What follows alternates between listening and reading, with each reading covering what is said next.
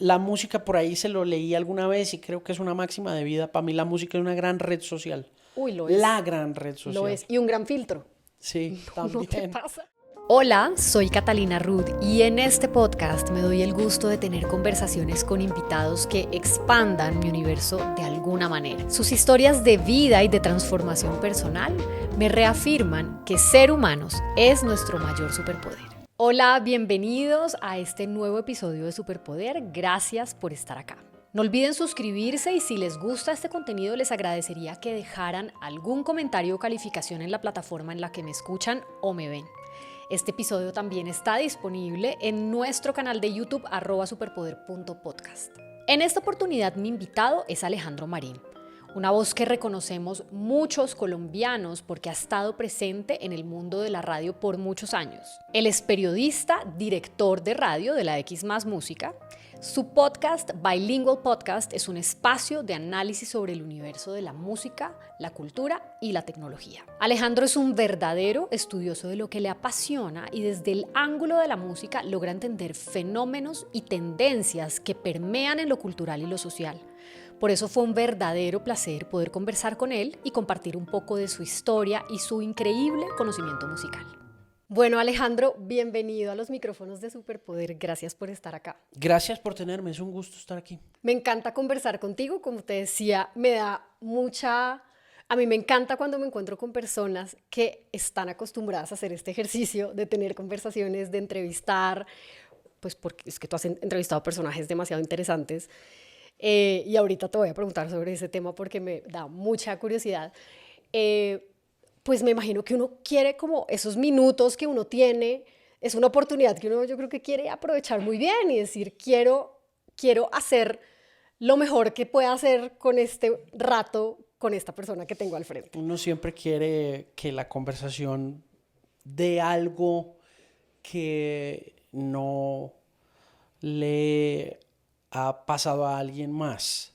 Exacto. Como que uno quiere que sea única, ¿no? En mi caso puntual, eso es muy difícil de hacer porque cada vez más la conversación se torna promocional. Claro. Entonces, en el entorno del entretenimiento, todo está muy ceñido a las reglas de una promoción de alguna cosa. Un producto que es lo que es relevante en este momento. De acuerdo. Entonces, si bien eso facilita mucho las cosas en términos de la conversación, ya que establece un parámetro de... ¿De qué vamos a hablar? Exacto.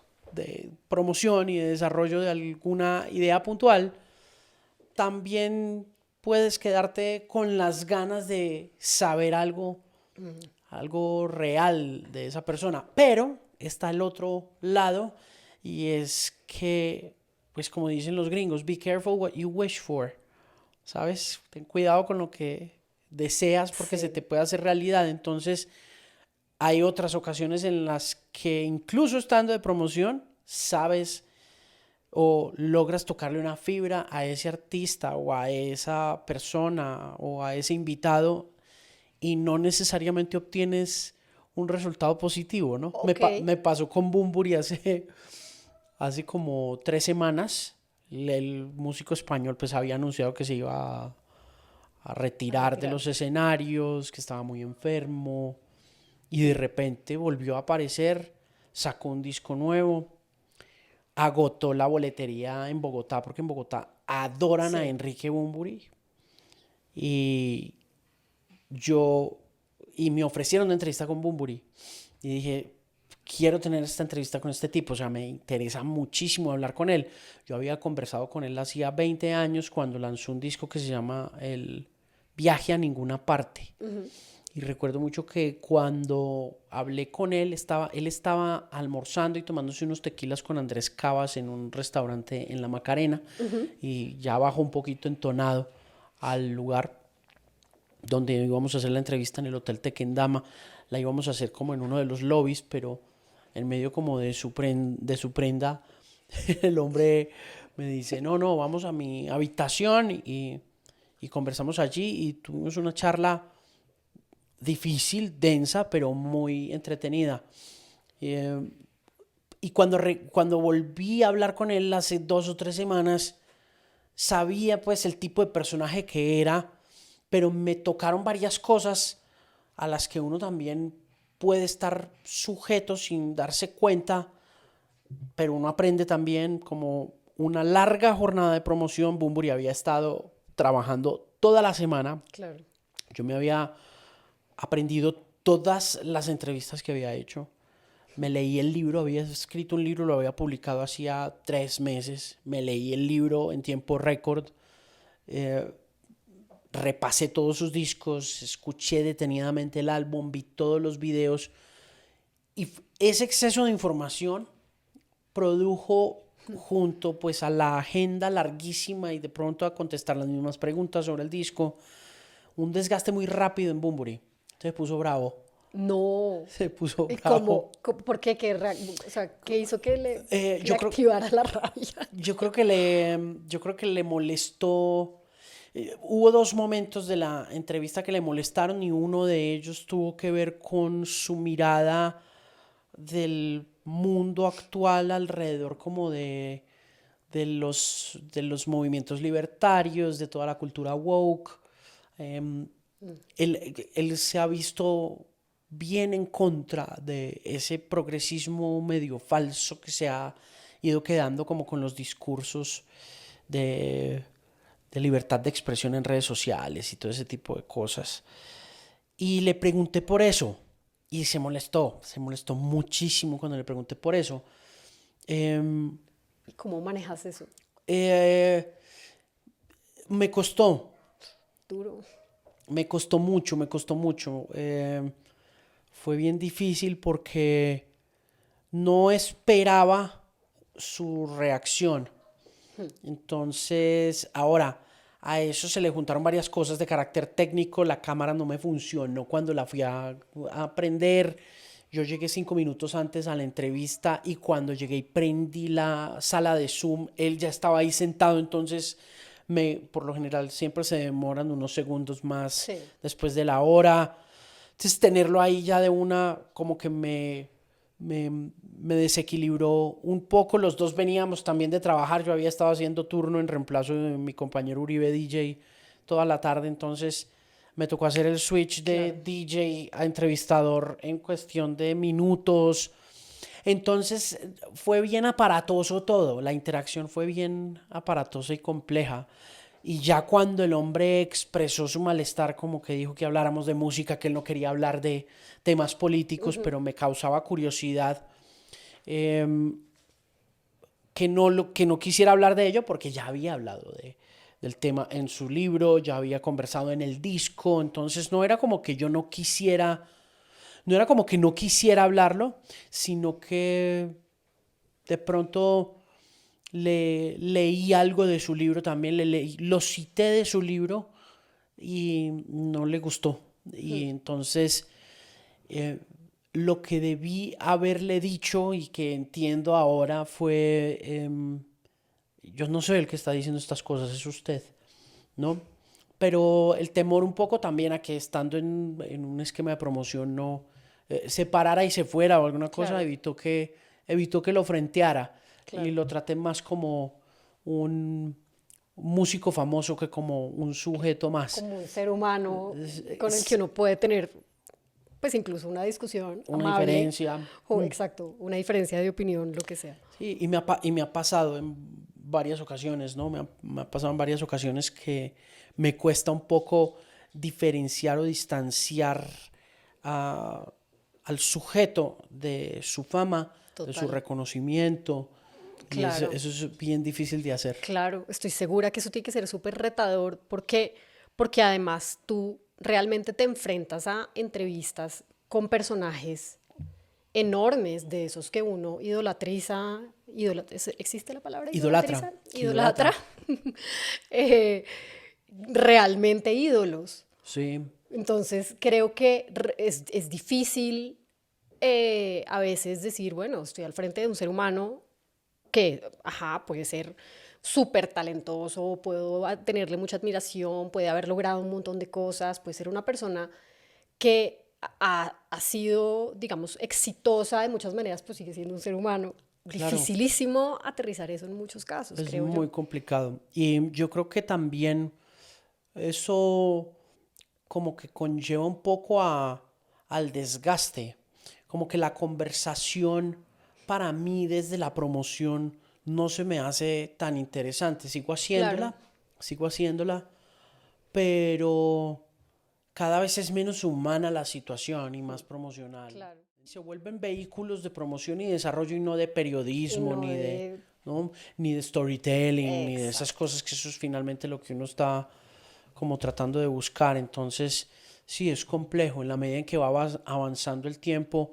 De hecho, ya propongo hacer entrevistas de 5 o 10 minutos porque no me interesa hablar con un artista más de 10 minutos, ¿no? Porque sé que en la mayoría de los casos no tiene mucho más que No va a decir, querer estar abierto a conversar realmente. probablemente, y está, si está metido en el circuito de la promoción estadounidense, está entrenadísimo para contestar las mismas preguntas una y otra y Ajá. otra y otra Seguramente vez. si te le sales de ese guión, se embolata todo. Se embolata, se Claro. embolata. Y de hecho, cada vez es menos probable que puedas salirte del guión, ya que las agencias de publicidad, de relaciones Sí, públicas te PR, lo dicen tienen ya todo súper no puedes hablar con este artista claro. ni de esto, ni de esto, ni de esto, Claro, ¿no? claro, claro, claro. Es que es un territorio en el que al final, pues tú eres un medio.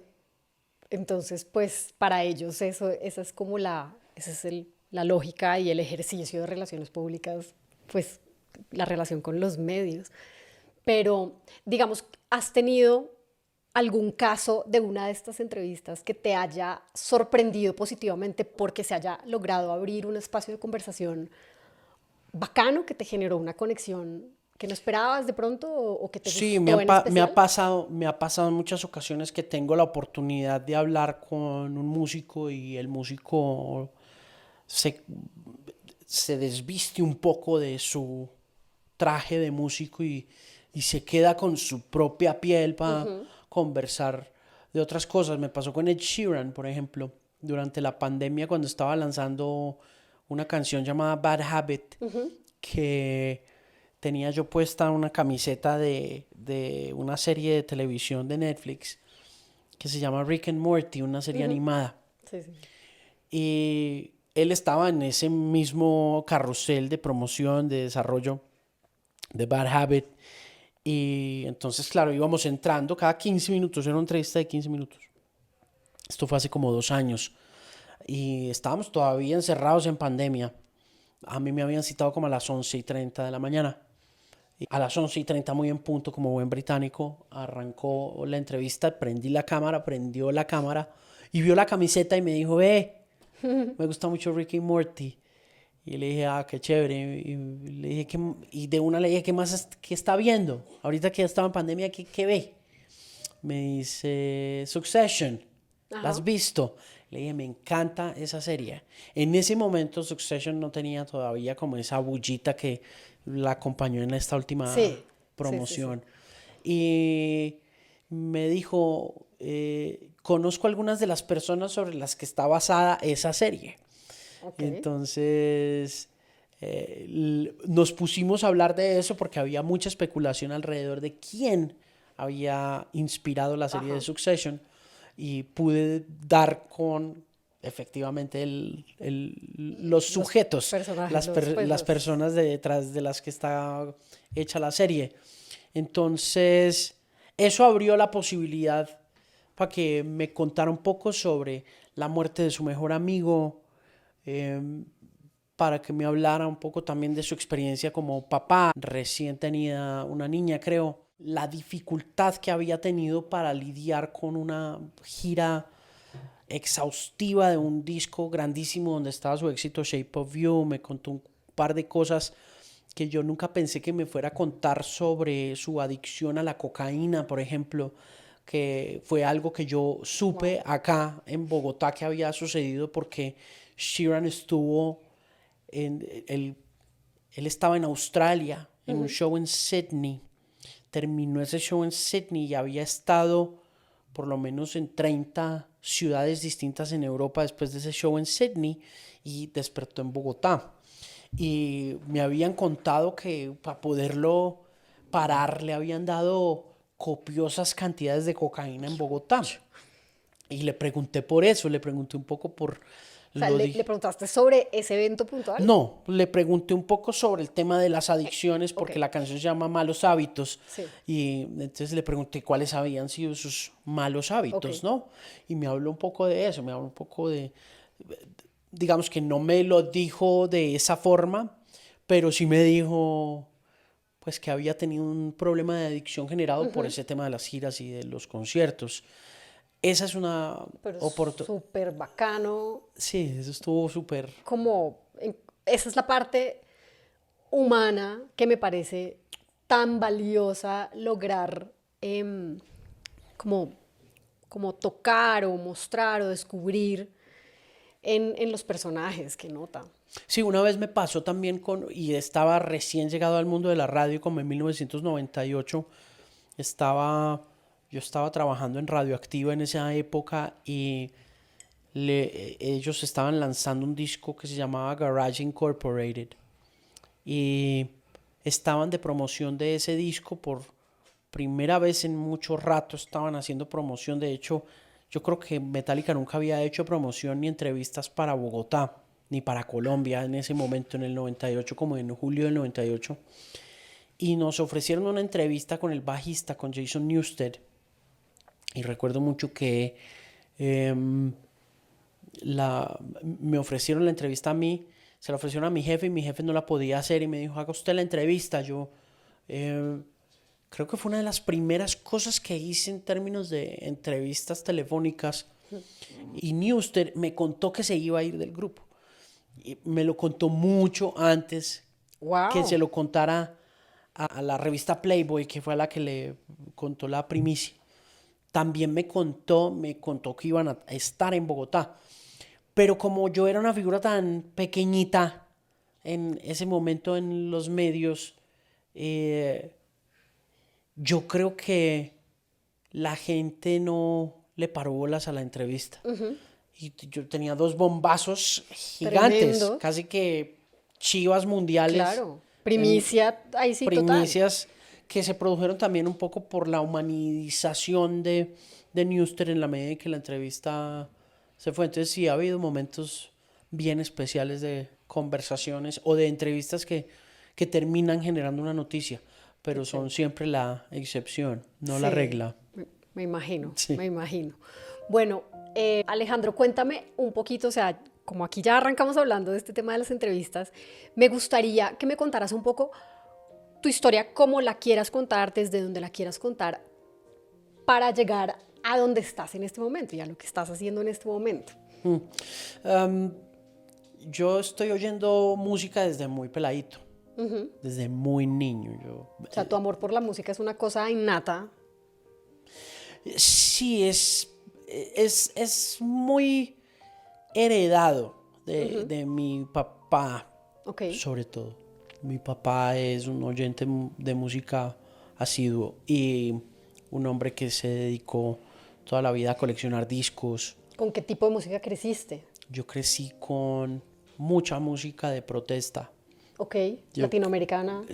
yo crecí con mucha música andina, con una colección de discos importantes de los chalchaleros, de los de Salta, de Quilapayún, de Horacio Guaraní, de Atahualpa Yupanqui. Wow. Sí, ese fue el comienzo. Mi mamá tenía una colección modesta en otro lado de la casa, en otro escritorio de la casa, de música romántica, de música argentina, de baladistas argentinos, españoles como Camilo Sesto, Paloma San Basilio,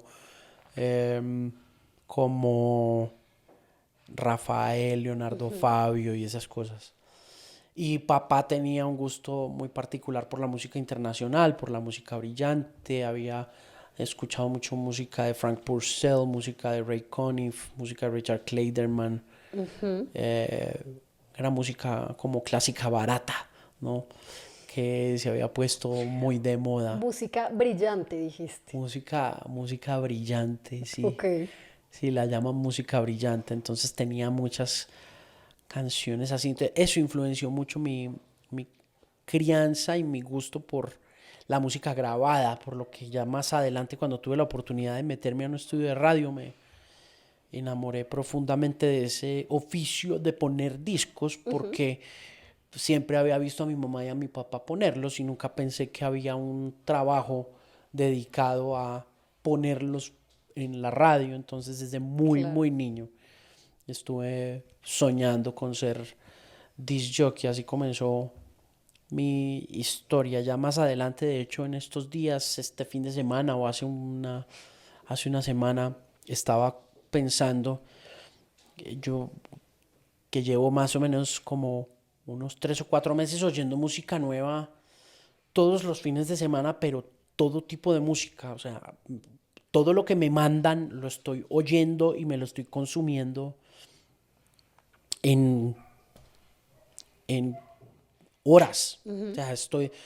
Y hacía mucho rato no tenía este impulso, porque también estando en la radio uno va perdiendo el impulso de oír cosas nuevas. Además que o sea, todo el tiempo hay 100.000 millones de cosas nuevas. Es Es muy cierto, difícil. es O sea, dificilísimo. siento que en los 90s o hace 20 años era pues razonable consumir música nueva, pero hoy en día es como te pasas la vida ahí. De acuerdo.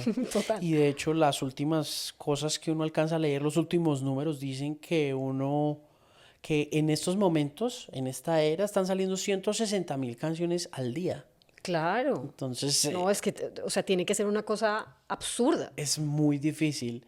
Es Sí, muy sí, es una difícil. locura. Entonces, sí, pensaba yo hace 2 o 3 semanas que he estado como oyendo otra vez mucha música, pero que no lo había vuelto a hacer, por lo que te decía que la radio como que cierra mucho esas posibilidades de oír cosas nuevas, ya que estamos como impactando un público supuestamente masivo, y ese público masivo responde mucho más a lo que ya conocen, a lo que ya han oído. Claro, están esperando algo específico, Exacto. seguramente. Los públicos de radio siempre están esperando algo específico, y en el caso de música, pues siempre es una canción que ya conozcan, Claro. que puedan cantar, que puedan bailar, por lo que se limitan mucho las posibilidades de descubrimiento y de cosas nuevas. Claro. Pero oyendo en estos días toda la oferta de música que hay, desde música clásica hasta metal, pensaba,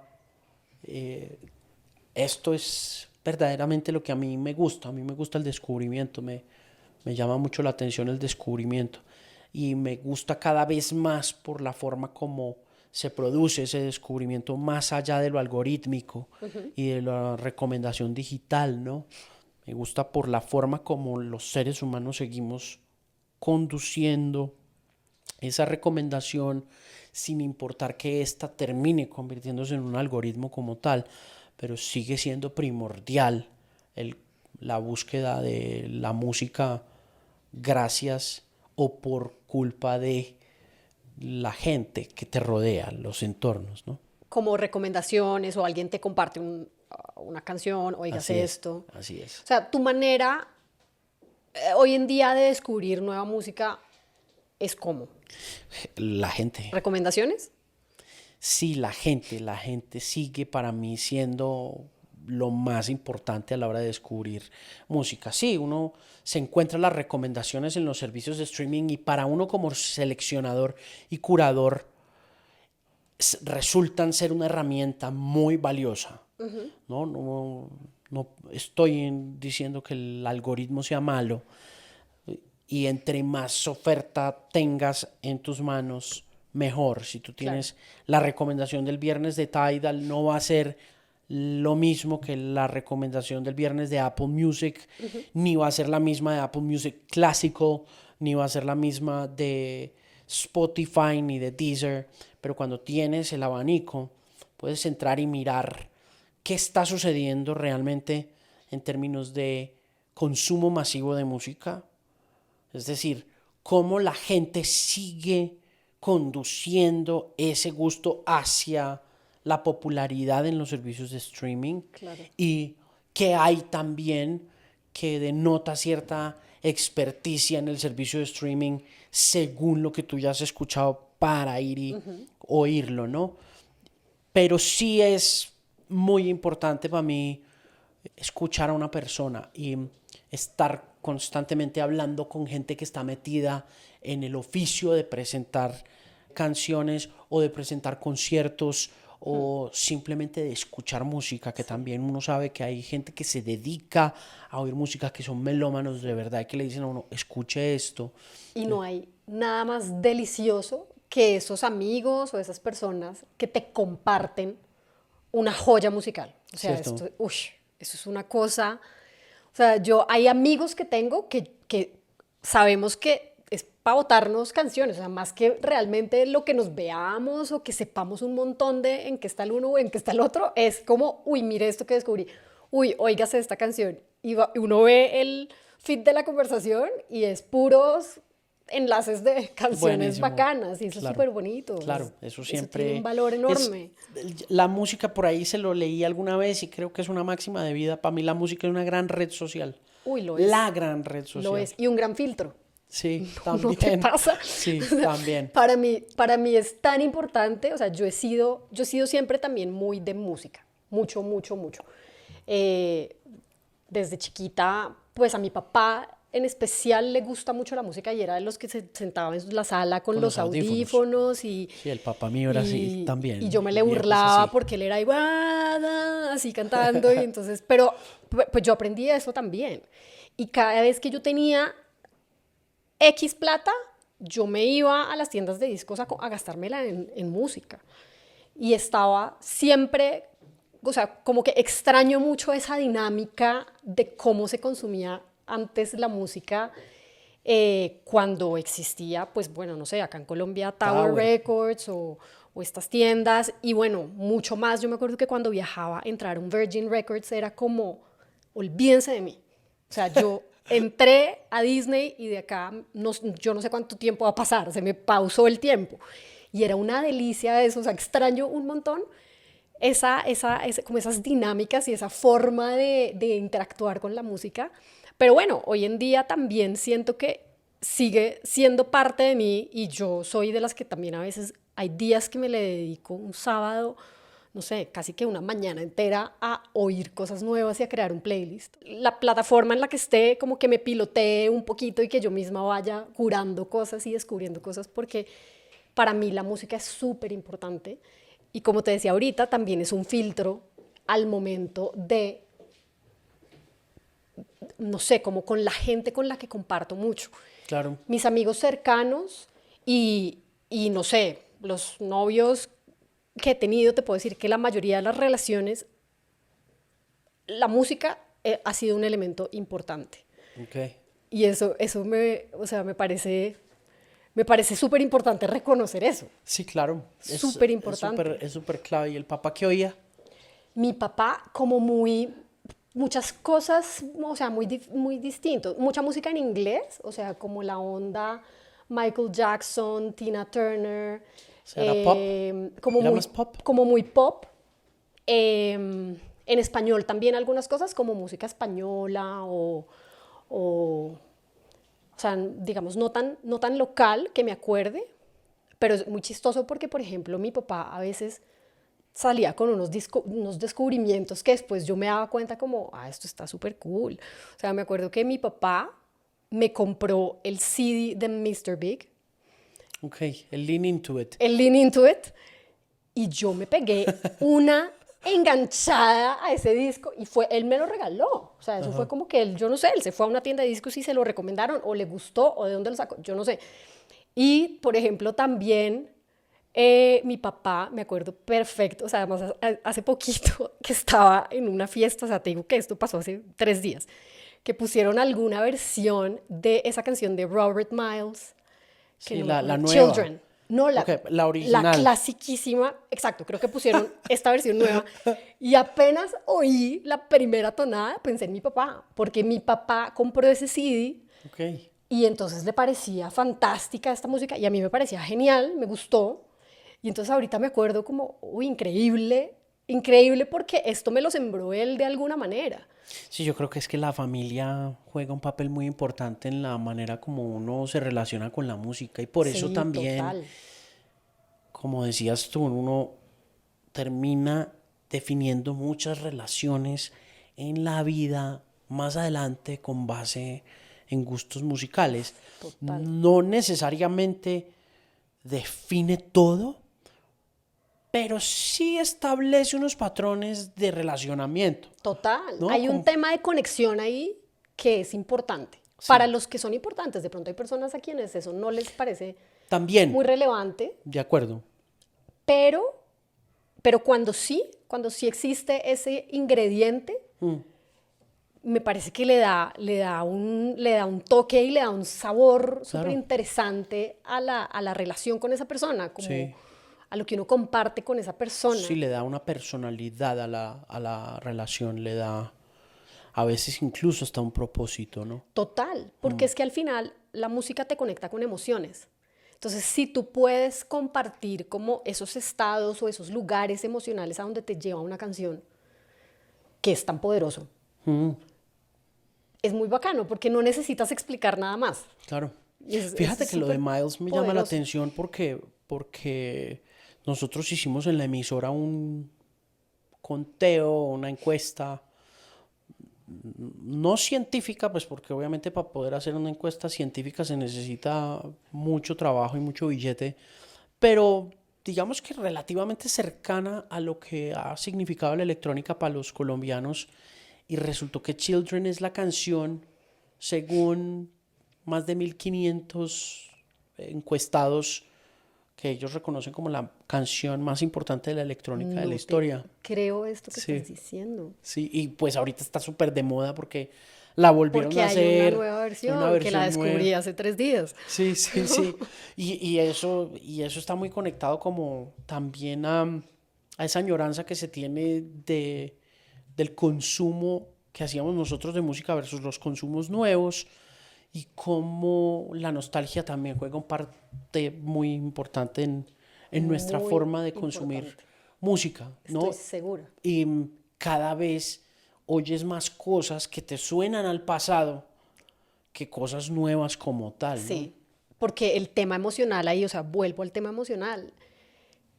La música es una expresión que sí o sí tiene un ingrediente emocional. A ti te puede llevar a un lugar diferente al mío porque lo relaciono con X cosas y tú relacionas con otras cosas, pero sí o sí tiene un componente emocional y eso es poderosísimo, Claro. Sí, poderosísimo. hay un libro muy chévere que se llama Retromanía, de un escritor, un periodista musical que se llama Simon Reynolds, que hace un análisis bien profundo sobre el impacto que ha tenido el, la venta de la nostalgia en nuestra forma de ver la música y de oír la música. Y siento también que ahí hay una gran diferencia entre la adultez y la juventud y que eso también define mucho nuestro relacionamiento con músicas nuevas. Claro. Reynolds dice en su libro que la nostalgia es muy vendedora porque te remonta a lugares donde si bien las cosas pudieron no haber sido mejores, tus recuerdos están allá, Sí. ¿no? Entonces responde también a dos como instintos psicológicos del ser humano que son lo reflexivo y lo restaurativo, ¿no?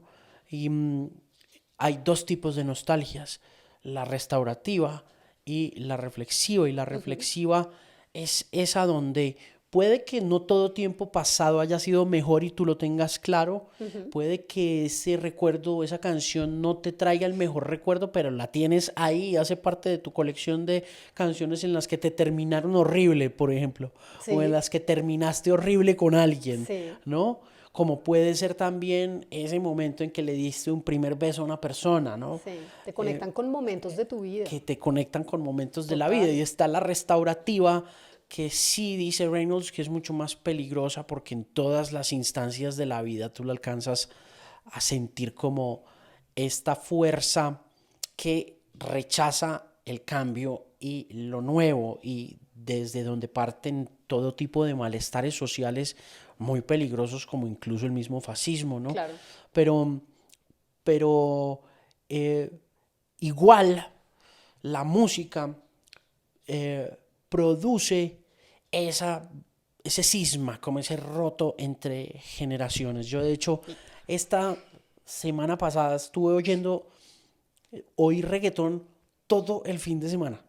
Escuché reggaetón todo el fin de semana porque ¿Y a ti te gusta el reggaetón? sí, hay cosas del reggaetón que me gustan, pero también me agota mucho la saturación que hay en el ambiente con el reggaetón.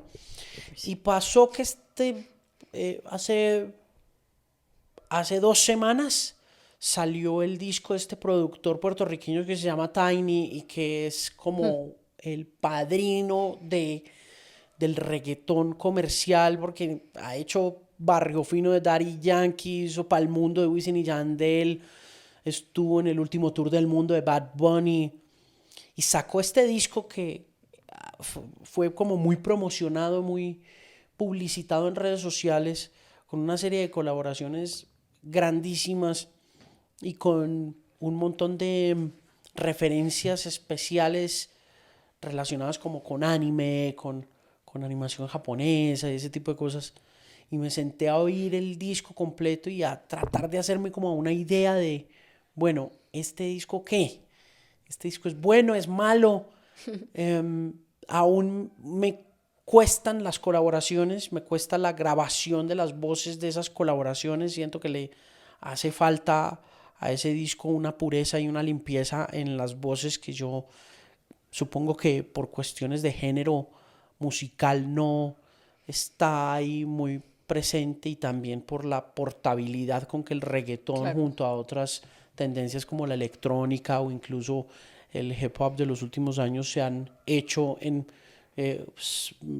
habitaciones de hoteles Sí, o detrás de un escenario, exacto. ¿no? O sea, una persona está por allá en el cuarto de un hotel en no sé dónde y el otro está en un estudio por allá en otro lado del mundo y jamás se vieron las caras y Exacto. ni Y idea. yo creo que eso a veces puede implicar un sacrificio de la calidad sonora, por lo que Estoy segura. junto a la manera como se abordan siempre los mismos temas, la mayoría de los reggaetones son de índole sexual, pues agota un poco la fórmula musical que propone Tiny desde un montón de esquinas que nadie esperaba, como, no sé, el techno, el drum and bass, el French touch, un abanico de posibilidades en la electrónica y también en el hip hop, que termina uno diciendo, no, este disco sí es un disco muy bueno. Y después de eso me dejé que el algoritmo condujera mi fin de semana para ver qué tan lejos va a llegar el reggaetón, hacia dónde va el reggaetón, teniendo en cuenta que que su rival más cercano, es decir, el corrido tumbado, está apareciéndome ya en el tren algorítmico cada 2, 3 canciones, algo que hace un año no estaba pasando.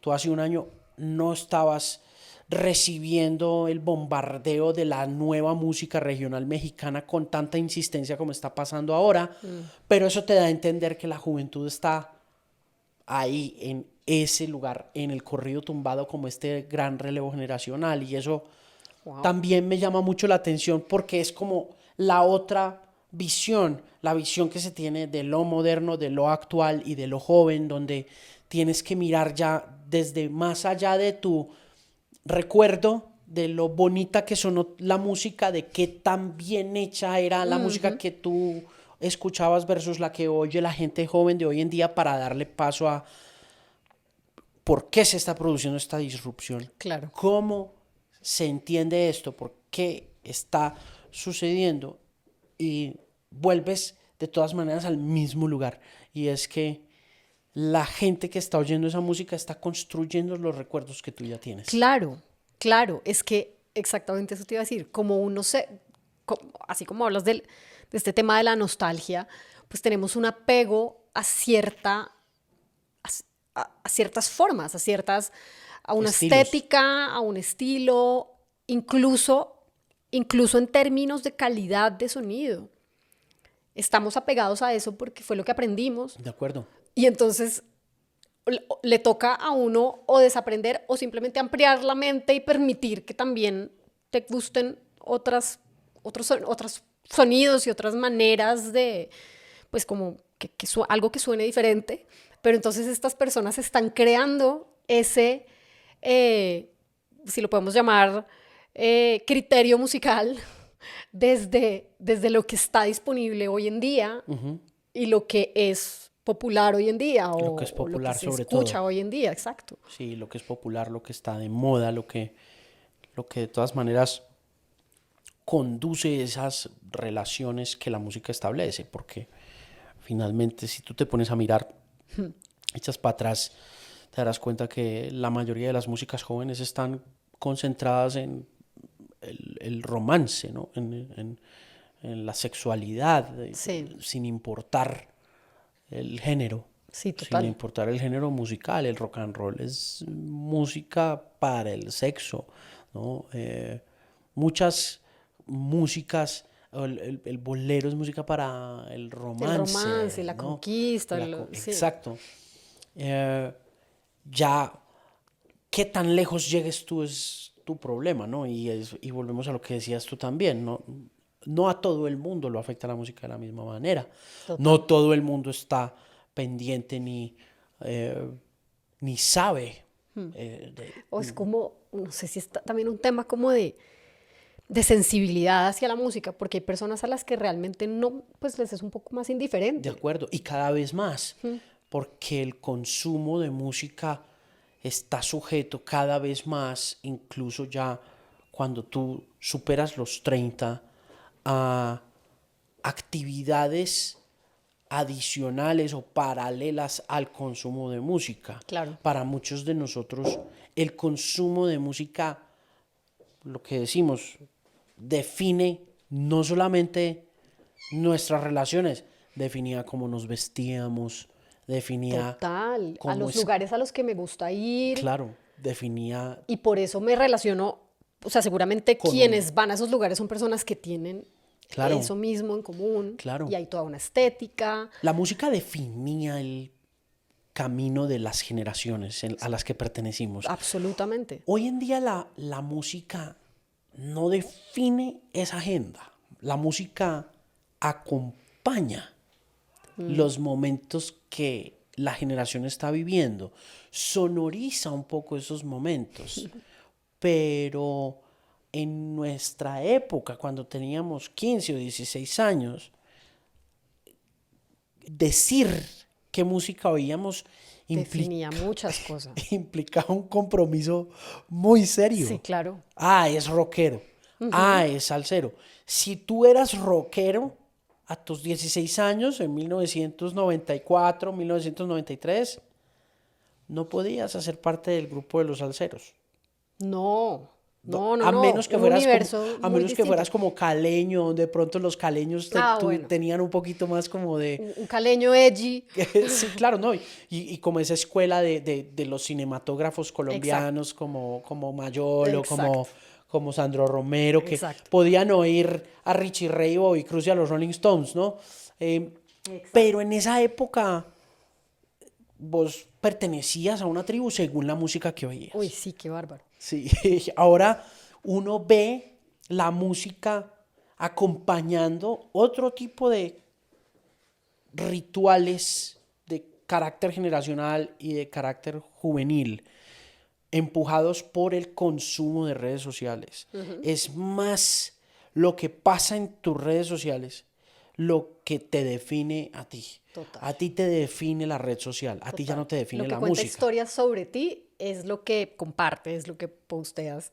Tú puedes estar oyendo en el carro Iron Maiden y después estar oyendo Wisin y Yandel hoy en día y no es motivo de vergüenza. Hace 20 años no te pues podían eso era coger por ahí una oyendo. incoherencia absoluta. Porque estaba ahí. No te podían coger, ¿no? Claro. Sí, entonces hoy en día sí dice uno, la música se volvió una especie como de cortina, ¿no? Se volvió un fondo. Sí, me gusta eso que dices que acompaña. Como Sí, que la ya gente hoy en no día, define tanto, sino acompaña. la gente dice música para hacer ejercicio, música para Exacto. meditar, Exacto, ¿no? los playlists automáticos de las plataformas aparecen así. Sí, música para meditar, música para hacer ejercicio, música para, no sé, ¿Qué para momento vas a comer. acompañar con esta música? Y a mí, por ejemplo, a mí me cuesta mucho eso. A mí me cuesta muchísimo ponerle música a otra actividad. ¿Sí? Sí, para mí es casi imposible. Yo no puedo sentarme a leer y escuchar música, no. Yo tampoco. Yo no soy capaz. No, o sea, ahí ya como que se me va la cabeza. Yo no puedo, yo puedo trabajar con música, pero como clásica. O sea, pongo como Sí, algo, no sé, algo de piano, algo de violines, algo así, y depende de lo que estoy haciendo. Pero claro. si no, o sea, esa gente que realmente se puede sentar y escribir cosas mientras suena una canción que además de todo tiene letra y de pronto te la sabes, chao. Sí, Yo no. ahí ya ni estoy, o sea, Sí. me fui con la Sí, música. claro, claro. Y hoy en día sí es muy común, ¿no? Sí es Sí, muy común. De hecho, a mí me cuesta incluso estar a veces en... Yo por eso no voy como a bares ni a lugares porque yo no soporto, a menos que sea una cosa una muy bien curaduría curada, muy... muy bien seleccionada, que yo diga, qué buena música ponen acá, pero yo a un bar o a un club, yo no me meto a un lugar de esos porque desde que llego digo, ¿qué es la canción? ¿Qué es tan horrible? O no me gusta esta canción, no me gustó esta siguiente canción, no Claro. me gustó la tercera canción y yo, Y, entonces prefiero no, porque ya para mí es como, no, pues tú ya estás demasiado consciente de eso. es un nivel de conciencia y de hecho ahora más que estoy como haciendo mi camino hacia la audiofilia y estoy como aprendiendo a comprar parlantes y aprendiendo a comprar, Como cuidar además técnicamente, cuidar técnicamente el claro, sonido y a saber dónde lo pongo y todo. En claro. estos días me pasó que puse un disco en unos parlantes nuevos que compré y puse el disco y es uno de mis discos favoritos de toda la vida. Y lo puse ya con un sistema de sonido. ¿Cuál es el disco? No te voy a decir. No te voy a decir porque me da pena. Me da Bueno, pena decir el disco porque no quiero que se malinterprete. no Porque me la voy a gente vender misma ahí. dice, ay, no, a Marina no le gusta ya eso, solo le gusta el reggaetón. Fijo, ahorita salen con eso. Entonces, no, estaba yo poniendo los parlantes con mi amigo, el experto audiófilo, y puse el disco en vinilo y como que nos quedamos mirando y le dije yo a él, ¿será que el vinilo está mal grabado? O puede ser una pasta de vinilo de esas que simplemente eh, sacan del máster digital y la bombean ahí en un pedazo de petróleo fosilizado ahí. Y, y de repente me dijo mi amigo, de pronto es que el disco suena mal, se grabó mal y fue como, oh my Se le God, están como que metiendo dije, al rancho. sí, no, y dije, que es uno de mis discos favoritos suena horrible. Y fue como decepcionante, pero al tiempo y es muy complicado porque entonces ya uno dice, lo que quiero escuchar, quiero que suene muy bien. Claro. No quiero oír cosas que suenen feo. Quiero oír cosas que suenen muy bonito. Y terminas inevitablemente oyendo jazz, música clásica, porque las grabaciones de ese, o en su defecto cosas de los años 70 que también tienen o gozan de unos procesos de grabación increíbles, y no digo que no haya cosas muy bien hechas pues en nuestra era, ¿no? Como que hace 10 años cuando Daft Punk hizo el Random Access Memories, ese es un disco que tú puedes oír hoy en día y los estándares de calidad son Es tremendo. enormes y tú puedes oír tremendo. eso y suenan precioso. Pero sí, eso es como una continua búsqueda ahí de cosas, ¿no? ¿Y cuál, digamos, personalmente, o sea, cuál es tu estilo de música o qué bandas te gustan mucho a ti personalmente, si tú te vas a sentar a oír la música que te gusta? Yo ahorita, lo que te digo, estoy oyendo cosas que suenen bonito. Ok. Entonces, más allá de la banda, de una banda favorita, hace poquito compré en vinilo un disco que se llama Moondance, de un músico escocés que se llama Van Morrison. Y yo había oído ese disco, yo había oído esa canción por ahí como en una película o algo así. Y me había parecido una canción muy linda, como que un jazz ahí súper sofisticado y sensual. Pero me encontré el disco en la sala de escucha de un amigo y nunca había oído completamente a Van Morrison. Van Morrison tuvo un episodio ahí harto durante pandemia porque se volvió antivacunas y junto a Eric Clapton estuvo como muy en contra de todo el tema de los encierros y del asunto pues que nos agobió a todos. Y a mí me causó mucho interés 2 años después por qué estas figuras tan importantes de la música pop habían terminado despotricando de sus gobiernos y hablando en contra como de las medidas de seguridad y de las medidas médicas y toda la cosa, porque yo pues siempre estuve a favor del tema de la vacunación y todas esas cosas, de manera que cuando vi que algunos de estos héroes de música como Clapton estaban en contra de ellos, supuse cierta decepción a la hora de escuchar música y con todo lo que ha sucedido con la cultura de la cancelación, también dije, tendremos que empezar a cancelar a nuestras estrellas y a nuestros artistas favoritos por la manera en que piensan, ¿no? Sí, por sus por, ideas, por o sus sus, ideas, o, por como, sus ideas políticas y ese o lo tipo que de cosas. promueven, o lo que sea. Y en ese camino me encontré con este disco de Van Morrison, de quien leí un poquito posterior a estos episodios noticiosos y me encontré con que sí, siempre había sido un tipo muy complejo, muy conflictivo, muy complicado. Y encontré este Moondance y dije, voy a comprar este disco, quiero oír qué era lo que estaba haciendo este tipo y qué hay en este disco, ¿no? ¿Qué hay en este disco donde está esta joyita puntual del jazz? Y me encontré con un disco precioso, precioso, pero así de principio a fin, que está relacionado con todo lo que estaba pasando en ese momento en los Estados Unidos. Van Morrison se había ido de Escocia y había migrado a Nueva York persiguiendo a Bob Dylan.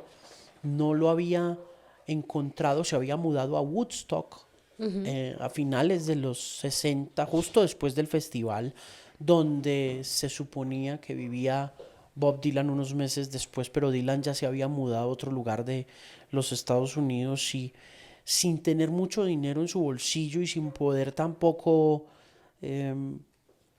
gozar de la fama de la que gozaba Bob Dylan, pero uniendo los puntos de la música que habían revolucionado al mundo, como el folk, el rock and roll, el jazz, el soul, el R&B.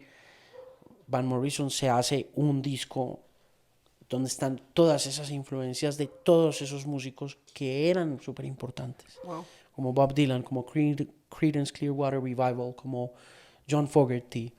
Y la grabación de ese sonido, la grabación de ese disco, la producción de ese disco es una cosa que tú oyes en unos parlantes de alta calidad, incluso los puedes oír ahí, los puedes oír en tus sonos y te va a remontar al momento en que ese disco se grabó. O sea, te va a poner en 1970.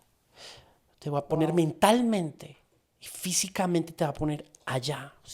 Es muy mágico porque no todos los discos hacen eso. No. No todos los discos te como que te devuelve, llevan, realmente te te transportan. transporta. Sí, Y eso tú es te muy sientas a poderoso. oír ese disco y te sientes y sientes tu espacio invadido por la década del 70. Por lo que alcances a saber de la década de los 70, las grandes revoluciones, los asuntos políticos, todo, las crisis sociales, em, se, se conjugan en Moondance y fue como Muy que genial eso. sí, como que le perdonas todo a Van Morrison. Tú dices, me importa un pito que seas una antivacunas, porque eres maravillosamente genial, eres brillante en lo que haces, ¿no? Em, Pues hasta entiende uno de pronto como todo ese, pues como ese, sí, no sé, como todo ese conflicto o esa forma específica de observar el mundo. sí, y, digamos que sí, lo entiendes, puede que no lo compartas, Sí, pero lo comprendes. pero lo comprendes, porque solamente un ser humano complejo, conflictivo, Exacto, complicado con como esas Van Morrison contradicciones. puede producir ese grupo de canciones tan bellas. Exacto, y lo que, o sea, no lo he escuchado, pero por lo que estás diciendo, como que siento que es un poco como un viaje. Sí, Y es exactamente lo mismo que alguien que escribe un gran guión para una película, también. que es como el nivel de complejidad para poder ser sensible ante tantas cosas y saber ponerlas ahí de tal manera que para la otra persona, para quien escucha o quien está viendo la película, también lo conflictúe, también lo cuestione, también lo lleve allí. O sea, se necesita realmente una mente genial, compleja, y pues normalmente esas mentes tienden a ser, pues, complejas. Sí, no, ¿Sí? no son muy, sobre todo socialmente hablando. Claro, claro, porque cuestionan, Sí. Y cuestionan. como que, sí, yo decía, no, como, lo que te digo, yo he leído muchos testimonios de gente que trabajó con Van Morrison que dicen que era insoportable, que era insoportable. Pero uno entiende, sobre todo, y cuando yo escuchaba el disco, yo decía, necesito saber quién toca la guitarra, quién toca la batería, quién toca el bajo, porque hay que darles un premio porque tuvieron que soportarle mucho a este tipo para que se produjera como la canalización de esa visión Claro, hacia el consumidor, hacia el usuario, hacia el claro. melómano, como que si ese señor no hubiera sido tan complicado, probablemente su mensaje se habría distorsionado en el proceso artístico, que tú sabes que es tan complicado. Un proceso artístico es muy complejo Muy, de canalizar, de asesorar, de total. producir, de sacar, que salga como tú lo tienes, Exacto. requiere mucha confianza en sí mismo, que puede pasar por ego y por arrogancia, pero que finalmente cuando termina del otro lado, como pasa con Moondance de Van Morrison, tú dices, se le perdona todo. Y yo creo que la genialidad siempre viene acompañada de una terquedad y de una testarudez inusual. No todo el No. mundo, no todo el mundo la tiene. Y no todo el mundo está acostumbrado a manejar y a, sí, pues a convivir o trabajar con alguien que tiene esta característica. No Es es muy fácil. difícil. Yo creo que, Sí, y por eso también creo que a pesar de lo comoditizada que está la música, de lo puesta al servicio de otras cosas, que no son necesariamente la escucha detenida y digamos que artística de la música, cada vez las experiencias que valen la pena son más costosas, claro, ¿sabes? claro. Porque cuesta dinero y tiempo y mucho esfuerzo hacerte para empezar a un equipo de gente Claro. que entienda tu visión más allá de lo que puede considerarse un capricho o una pataleta o una rabieta o un caso de acoso o ese tipo de Sí. vainas, ¿no? Claro. Y es bien complicado, es decir, son épocas interesantes para el arte. Además, porque todo el mundo tiene una opinión y todo el mundo tiene ahora una plataforma en donde expresa esa opinión. Entonces ahí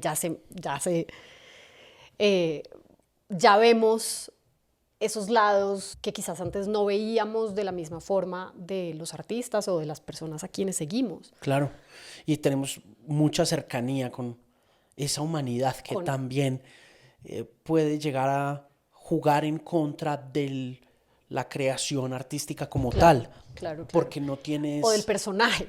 Sí, claro, porque no tienes... no tienes cómo dividirlo, ¿no? Y lo que sea que pueda establecer una diferencia depende mucho más de tu percepción que de la realidad artística, ¿no? Total. Como que el artista cada vez, repito, está más comoditizado y quien importa más es el usuario, el seguidor, el fan, Sí. ¿no?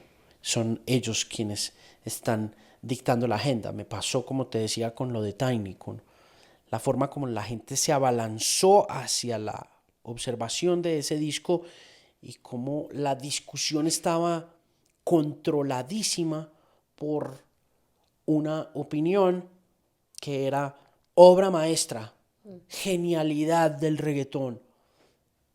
Y había unas cuantas voces opositoras de esa mirada más bien como homogénea y de tribu que eran erradicadas rápidamente por la opinión Ah, wow. preponderante, Ok. ¿no? Si tú decías el disco no está tan chévere, Chao. estabas destinado ese fin de semana a la cancelación. Entonces Wow. había que sentarse a oír el disco y decir, ok, ¿qué tiene este disco de genial? Pero también con base en esas pequeñas opiniones que no representan al consumo masivo, sino que de repente piensan distinto qué cosas malas hay, qué cosas malas tiene este disco, sin quitarle Sí, lo que sí pueda lo que, estar su muy importancia bien. y su aporte, ¿no? Claro. Pero sí, es cada vez más difícil para el artista ser él mismo Me imagino. y no ser una herramienta de los mismos usuarios en redes sociales. O no querer simplemente complacer y como jugar a eso, pues porque qué difícil realmente mantenerse en una autenticidad. Mucho. Es muy complicado en esta época. Y lo que te digo, no solamente por ese afán que pueden llegar a tener la mayoría de los artistas de satisfacer a un público masivo, sino también porque no importa lo que hagas, finalmente quien toma la decisión está del otro lado de la creación. Y en muchas ocasiones solo se necesita un tweet, un, un comentario, un YouTube review para que se propague esa misma idea. Exactamente. No hay que hacer mucho esfuerzo en muchas ocasiones para determinar el valor de una obra a nivel colectivo, porque con que digas las palabras clave según lo que te indiquen los navegadores, los motores de búsqueda Exacto. y demás, Se dispara eso. tienes la opinión generalizada, ¿no? Y eso es muy peligroso, ¿no? Eso es Muy, muy peligroso. muy peligroso. Y estamos en esa era del arte. Sí. Y Estamos, puede ser, así como puede ser usado a favor o puede suceder a favor de, puede también enterrar un proyecto o un mira lo que le personaje pasó a en un Balvin. segundo. Total. Balvin es un producto de, obvio, una serie de decisiones mal tomadas en términos de gerencia de talento, pero también es un producto de una voz opositora que se encuentra con un ideal colectivo en el momento apropiado Sí. y dispara contra Exacto. Balvin y lo Y lo acaba, vuelve pedazos. lo Es verdad. destruye. Y la reconstrucción es dolorosísima, es dolorosísima. Y puede que muchas de las cosas que a la gente se le olvidó la importancia de J Balvin en el mundo de la música. Se le olvidó. Y sobre todo a este país. Se le olvidó la importancia que tuvo en el desarrollo de figuras como Karol G, como Arcángel, como Bad Bunny. Una docena de talentos de esa música urbana pasaron primero por el filtro de Balvin y hoy en día cosechan los frutos del que fue su éxito originalmente. Pero ya llega un momento en que la palabra clave o el SEO dicta la conversación y el coolness factor de una figura de esas. Y ahí yo creo que en esa instancia estamos ubicados en estos momentos con relación al arte y a los productos de cultura, donde tienes un discurso dictado por esa inercia del SEO, del algoritmo. Sí, una y combinación de y- factores. y que nos reducen de nuevo a las teorías de la filosofía de 1937, de 1938, que nos advirtieron de esto. Cuando un producto artístico empieza a reflejar un ideal que no responde a una visión personal, sino a una colectiva, deja de ser arte. Wow. Y en ese momento estamos ahora, ¿no? Es curioso, mira, Tremendo. ahorita se va a estrenar Oppenheimer. Ahorita se va a estrenar Oppenheimer, la nueva película de Nolan. Sí. Y me llama la atención como el fin de semana la discusión predominante en las salas de cine de la semana que viene va a ser Barbie. Por marketing y por que ese marketing conduce a esa conversación colectiva. Sí. Se está hablando más de Barbie y de lo que va a contarnos Barbie alrededor de este ícono de la moda, de los juguetes, ¿no? Para niñas, Sí, de la estética. ¿no? La estética y de cómo le van a dar la vuelta a esta figura polarizante Exacto. que fue Barbie, en vez de estar, por ejemplo, hablando de el hombre que hizo la bomba atómica. Sí, ¿no? qué loco. Qué loco.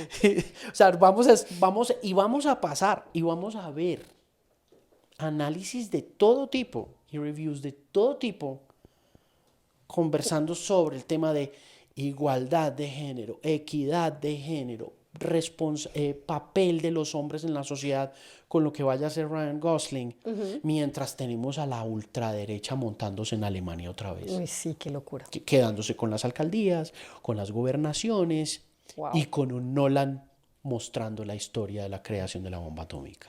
Pues Uy, estamos está tremendo ¿sabes? esto que estás diciendo. Entonces sí, volvemos al tema, como lo dicen los chinos. May you live in interesting times, Catalina. Sí.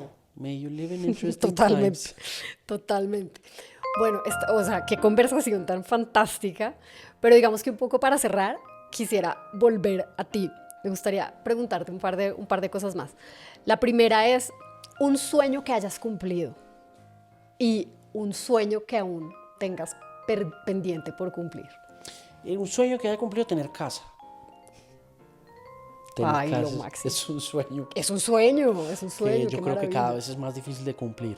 Qué maravilla. Me doy por muy bien servido, pero me siento muy... Lo ves como un sueño cumplido realmente. Sí, que es una meta de vida que puede sonar anticuada, pero que, pero que en estos momentos es, como te digo, cada vez más complejo y me siento muy orgulloso Total. de eso. Creo que es y ha sido el sueño de muchos Sí, humanos. sí, yo creo. Sí, Yo creo que también vale, lo fue para mí yo y ha creo que sido vale, cumplido. vale mucho la pena eh, hacerse a un lugar propio, Total. ¿no? Y por cumplir, yo creo que mi sueño más grande en estos momentos es poder definir una marca de audio, una voz realmente confiable que pueda vivir independientemente de su trabajo como relator, como, como observador de cultura. Me gustaría ser mi propia empresa, creo que pues, llevo mucho rato teniéndola, pero igual dependo mucho todavía como de la radio como tal. Claro. Y si bien aprecio y amo muchísimo el oficio de la radio, sí me gustaría poder tener una estructura más estable de, de carácter personal, Claro, como influencer, algo más tuyo. sí, como influencer, como storyteller, como blogger, como Sí, escritor también. claro.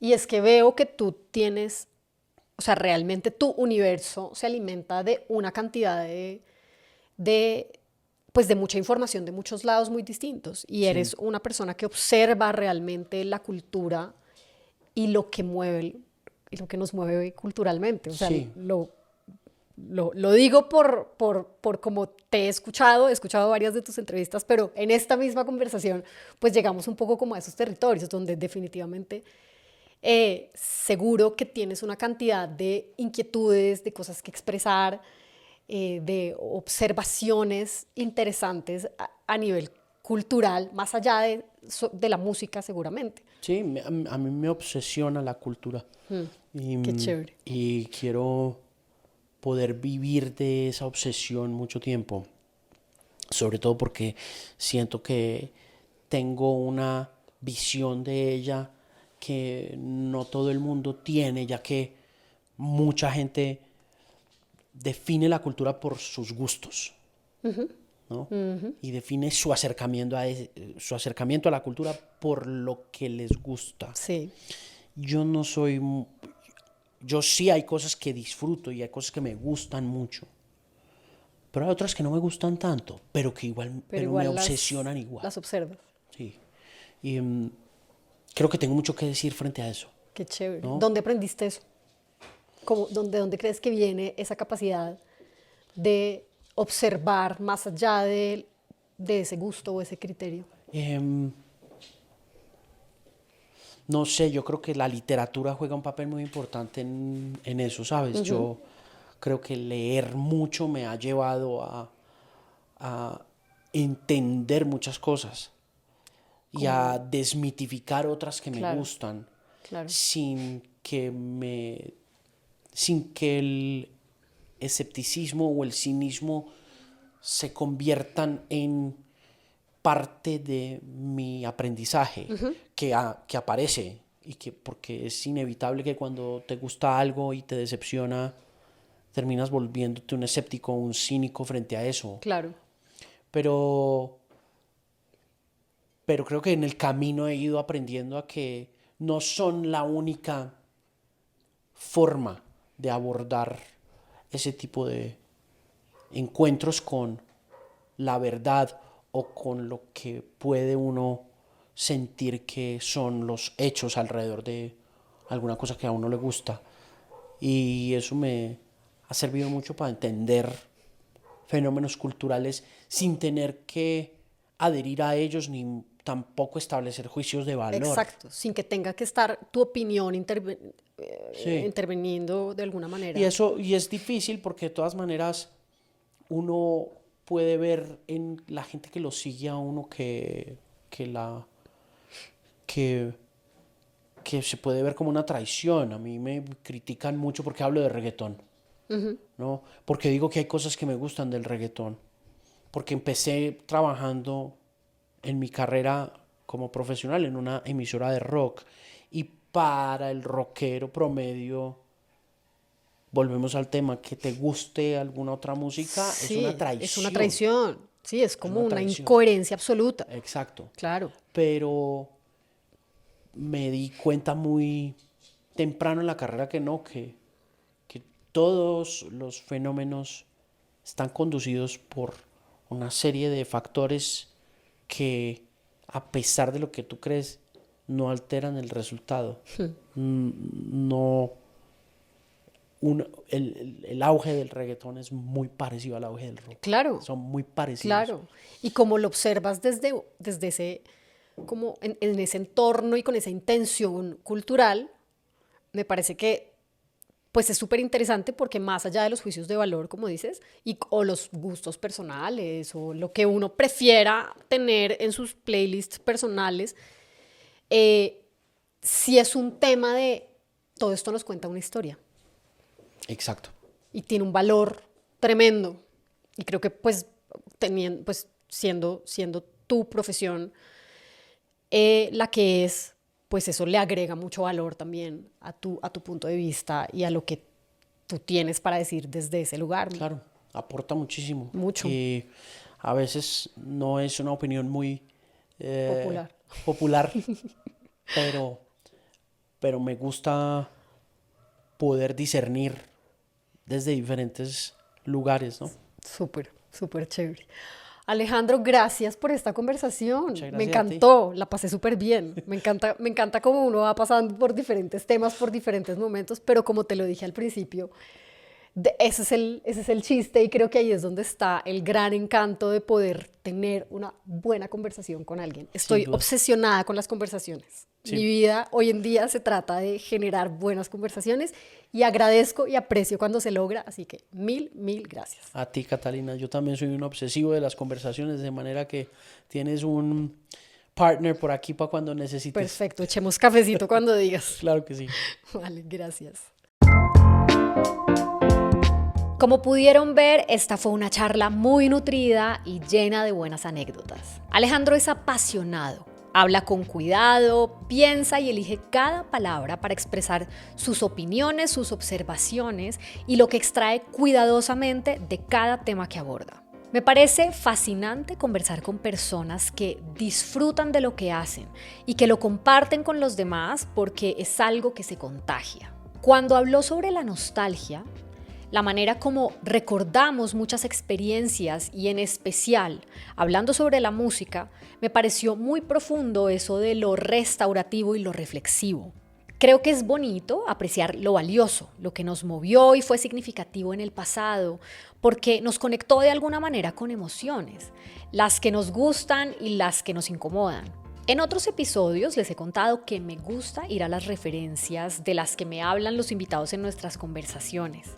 A veces mencionan películas, series, libros, canciones, incluso episodios de otros podcasts. Alejandro habló con mucho detalle del álbum Moondance de Van Morrison y me puse en la tarea de escucharlo. Me encantó el ejercicio porque entendía a lo que se refería cuando habló de la manera como logra transportarlo a uno a una época, a una estética, a un punto tan particular histórica y culturalmente hablando. Gracias a Alejandro por esta conversación. Esa forma de ver el mundo a través de la música y la cultura no solamente contagia, nos da la oportunidad de viajar por muchas emociones y nos hace recordar quiénes hemos sido y quiénes somos. Y gracias a ustedes también por escucharme. Los invito a seguir las redes de Superpoder. Estamos en Instagram, TikTok y YouTube como @superpoder.podcast.